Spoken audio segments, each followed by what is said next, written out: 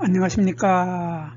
한눈에 알아보는 우리 나무라고 하는 나무도감 책을 집필한 박승철입니다. 오늘은 이 국수나무들 종류 중에서 나도 국수나무하고 일본 국수나무 이 두 종류의 국수나무에 대해서 살펴보도록 하겠습니다. 이 두 나무들은 보면은 열매가 아주 특이하죠. 열매 모양이 마치 철퇴처럼 생겼습니다. 옛날 중세 시대에 무사들이 사용하던 그 무시무시한 철퇴처럼 생긴 열매. 또 그런데 더 재미있는 것은 그 무시무시한 열매 속에 들어있는 씨앗의 모습이 보석처럼 아름답죠. 이런 아름다운 모습을 오늘 구경하는 시간을 갖도록 하겠습니다. 먼저 이 나도국수나무의 열매 모습 보겠습니다. 이 열매 모습을 보면 이 나도국수나무의 열매 모습은 중세 시대에 무사들이 사용하던 철퇴를 많이 닮아 있죠. 철퇴를 닮아 있는 이런 모습인데, 이 초록색으로 보이는 이 동그란 부분이 바로 이 속에 씨앗이 들어있는 열매의 열매 껍질 부분이죠. 초록색이 열매 껍질 부분인데, 열매 껍질 부분에 보면 이렇게 털들이, 길다란 털들이 많이 나와 있어서 철퇴처럼 보이게 되는데, 이러한 길다란 이러한 털을 우리는 샘털이라고 합니다. 한자로는 선모라고 하고 우리말로는 샘털이라고 하는데, 이 샘털이라고 하는 것은 털의 끝부분에 샘점이 있습니다. 이 샘점이라고 하는 샘이 있는데, 샘이라고 하는 것은 우물이죠. 우물에서 물이 퐁퐁 솟아오르는 곳을 우리는 샘이라고 하는데, 이 털의 끝부분에서 액체가 솟아 올라오는 것을 우리는 샘털이라고 합니다. 그래서 이러한 털들이 열매 껍질 전체를 다 싸고서 있는 철퇴 모양을 하고 있습니다. 이러한 아주 특이한 모양의 열매가 맺히는데, 이 열매의 끝부분에, 열매 껍질의 끝부분에 보면 이렇게 다섯 개의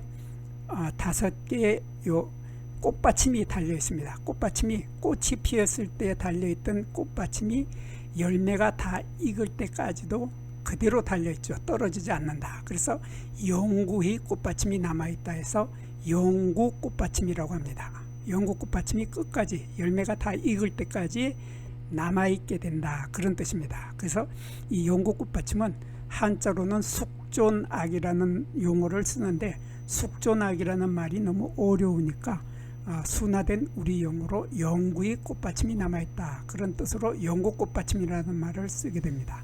그리고 이 열매는 다 익게 되면 저절로 벌어져서 여기에서 씨앗이 나오는데, 요 씨앗의 색깔하고 반짝반짝 윤기가 나는 요 모습은 정말 보석처럼 아름답습니다. 그래서 보석처럼 아름다운 이러한 씨앗을 보고 반하지 않을 사람이 없죠.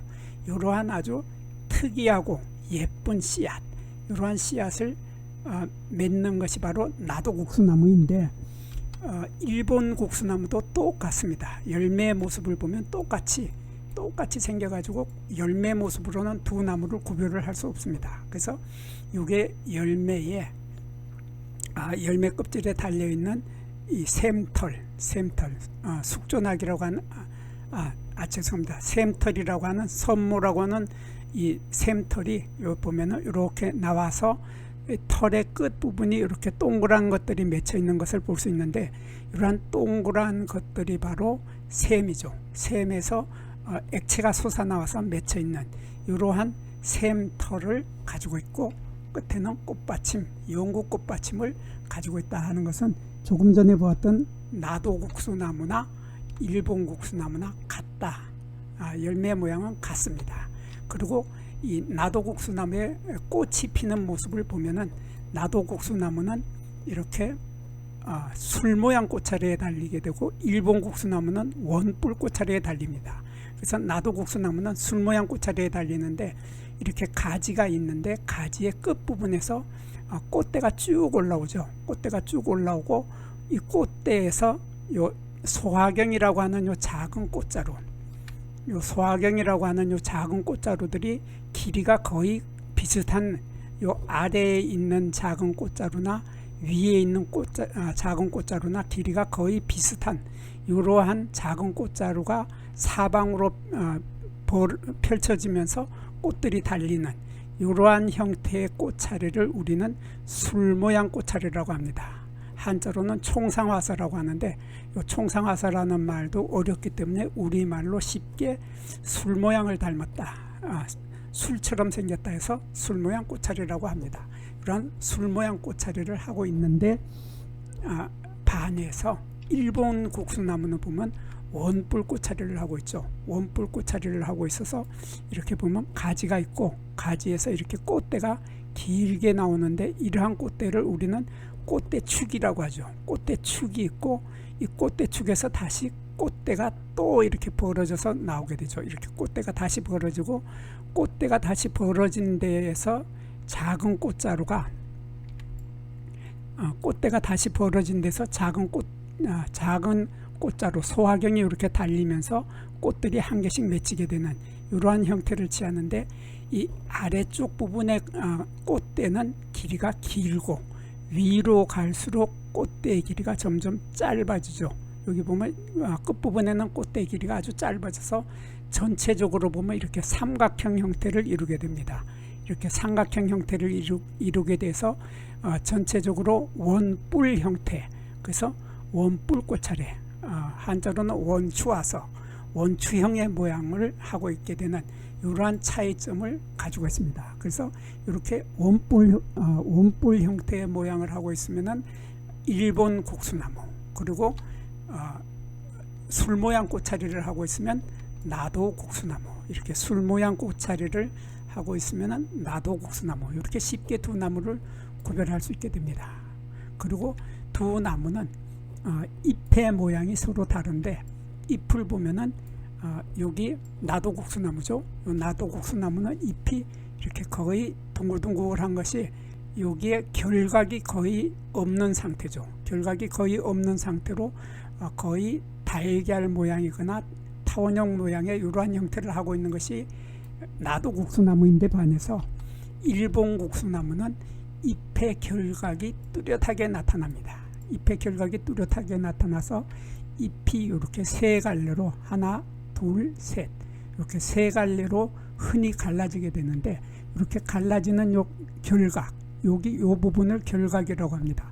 요 결각이 뚜렷하게 나타나서 확실하게 보인다. 여기에도 보면 확실하게 보이는데 처음에 새 잎이 돋을 때는 결각이 이렇게 없죠. 없다가 시간이 지나면은 이렇게 뚜렷한 결각이 나타나서 잎의 결각이 뚜렷하게 있으면은 일본 국수나무, 그리고 결각이 거의 없으면은 이렇게 잎의 결각이 거의 없으면은 나도 국수나무, 이렇게 구별을 하면은 두 나무는 아주 쉽게 구별을 할 수 있게 되겠습니다. 여기에서 잠깐 구독과 좋아요를 누르는 시간을 갖도록 하겠습니다.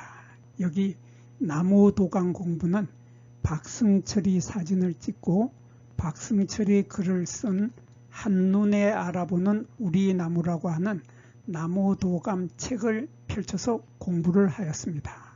공부를 하고 난 후에 만나게 되는 나무는 바로 내 친한 친구를 만나는 것처럼 반갑고 호기심 넘치고 흥미진진한 기쁨을 가슴 가득 안겨주게 될 것입니다. 오늘의 공부는 여기서 마치도록 하겠습니다. 감사합니다.